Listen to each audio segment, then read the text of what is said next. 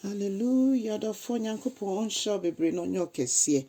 And then see the full Yankopon ayene, ne buta ne seminary in a nibe juomo, and unti me bompire say, a rade bibi ra, and no pay wood ya chayin, ne da so a dian so ya de so dian sono, and they are bassera this year yen. If you say it was say any j ewo. Edemu wahyɛ yɛn bɔ saa wɔmɔbro ho no ɛfoforo de nyinara nti ɛno mu ne ɛbɔwura ne ɛka sɛ Awurade te bie biara Awurade ɛde wo ma ɛkɔ haw ne amanneɛ mu no Awurade yi firi yɛn so yɛka ne sa fi sɛ wahyɛ yɛn bɔ saa yɛda wase bebree ma wasɛm nkasa nkyerɛ yɛn nan so wɔ Yesu Kristo wo din mu ne yɛabɔ mpaeɛ hallelujah ɔdɔfo me ma wakɔ aba ɛde ba wo te ase sɛn dwumadie yi so na yafa yakenka nsɛm afi Efesofoɔ ma etinum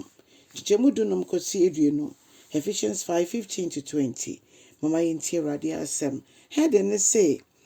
yɛnante wɔ honhom no mu honhom ne tumi mu enti mo a mote ase monhwɛ sɛ deɛ mosifa ɛbɔ mo bra ɛfa mama ntena ase te sɛ sɛbea nkwasia ne mmom no munya nyansa we nyinaa ɛwɔ Bible no mu ɔse akwanya bi a bɛba mo akwan mu no mombo mmɔden na munya ho mfasoɔ a ɛde anuonyam hyɛ bɛbrɛ Awurade ɔse ma monya mo nneɛma biara mo ansa na mobɛtu anammɔn biara no montena ase ɛnsese ho na monte ase monte ne Nyame pɛ sɛ ɔka na ɔpɛ sɛ moyɛ ase onyame nam Paul ne wo ma yɛde kɔm Efesofoɔ yi ɛkasa kyerɛ me ne wo ɛna ɔkɔ so ka sɛ ɛmboro ɛnsa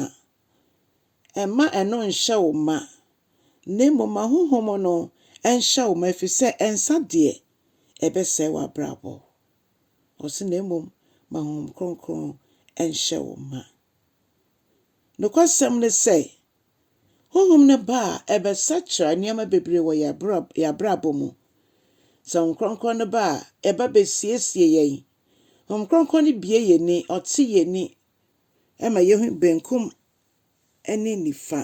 ɔma yɛhu nea ɛyɛ papa nea ɛyɛ bɔne honhom kronkron no agye yɛn kɔ nneɛma a ɛde yɛbɛkɔ ɔsoro mu honhom kronkron no direct yɛn ɛma oyi yɛn fi ɔhaw ne amane mu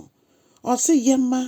honhom no ɛnhyɛ yɛn ma ɛfiri sɛ tumi enya ne Yesu Kristo fie wufuo mu no sɛ saa tumi no timi ne yɛ mu a ɛbɛkenya yɛ nipadua a ɛwue ma na enya nkwa ɛno nti mama yɛngya yɛ honhom Awurade nokura mu ɛnyɛ nea nipa ni so deɛ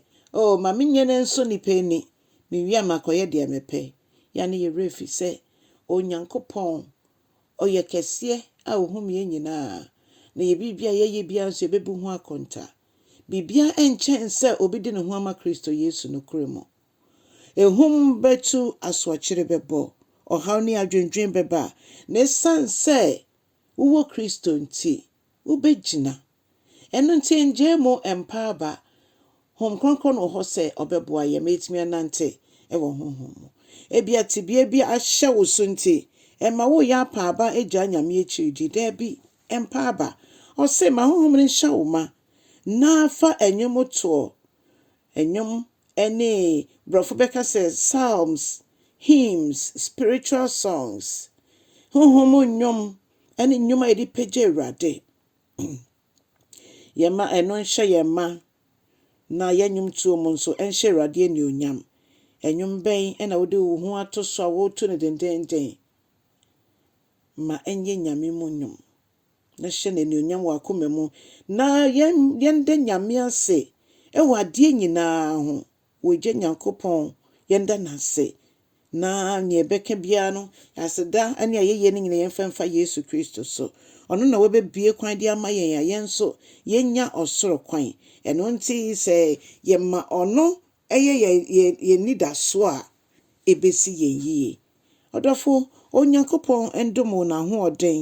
Onyankopɔn dom yɛn nyinaa n'ahoɔden a yɛbɛtumi de agyina sɛ honhomfoɔ a yɛsɔ yɛgya ɔyɛ honhom no ɛni.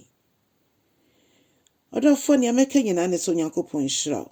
Ɛwɔ ɛnnora dwumadie a yɛdi yɛ family life education dwumadie. Wentimi amba so a yɛbɛsɛnde abrɛ wo. Onyankopɔn nyɛ ɔkɛseɛ wɔ akwan nyinaa mu. Bɛka me ho na yɛn nyinaa yɛngyina mu ma ebusua no. Yɛngyina mu ma asafo no. Yɛngyina mu ma wiase. Yɛmbrɛ ɔno so ayɛwɔ. Baabi bia yɛwɔ bia Onyankopɔn ne onyame nhyira hɔ. Edua no akye a na ɛmmuiɛ. Onyame bɛnam n'asɛm so family life education dwumadie so. Yɛn mpaebɔ ɛne yɛadwene a yɛka abom. Yɛde aboaboa yɛn ho so na wama esi yɛn yie na wagye yɛn mma nso ɛne yɛn kunom ne yɛn abusua ɛde ama yɛn. Nyame nhyira wo. Amen.